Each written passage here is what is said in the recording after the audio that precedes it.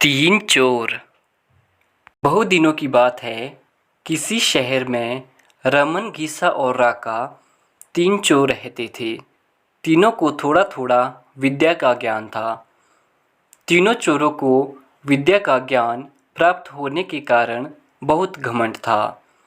विद्या द्वारा तीनों चोर शहर के बड़े बड़े लोहे की तिजोरियों को तोड़ देते थे और बैंकों को लूट लिया करते थे।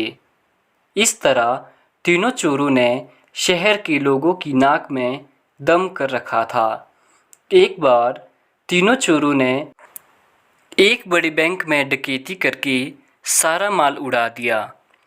तब पुलिस को खबर हुई तो तीनों चोरों को पकड़ने के लिए तलाश करने लगी, मगर तीनों चोर पास ही के एक घने जंगल में भाग गए। तीनों चोरों ने देखा कि जंगल में बहुत सी हड्डियां बिखरी पड़ी है।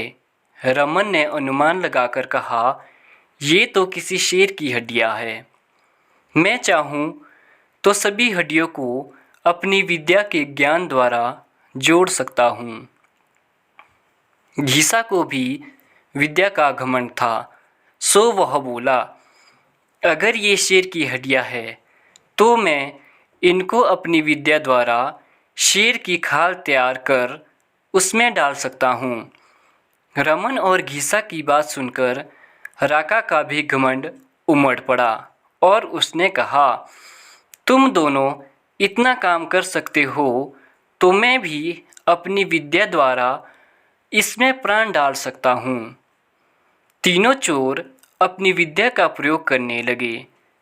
कुछ देर बाद रमन ने सारी हड्डियों को जोड़ दिया और घीसा ने शेर की हूबहू जान डाल दी। थोड़ी देर में तीनों चोर सामने एक जीवित भयानक शेर को देखकर थर-थर कांपने लगे, मगर शेर के पेट में तो एक दाना नहीं था। वह भूख के मारे गरजता हुआ तीनों चोरों पर हमला कर बैठा और मारकर खा गया। शेर मस्त होकर घने जंगल की ओर चल दिया। कहानी की शिक्षा। दोस्तों, इस कहानी से हमें यह शिक्षा मिलती है कि कभी घमंड नहीं करना चाहिए। घमंडी को हमेशा दुख का ही सामना करना पड़ता है।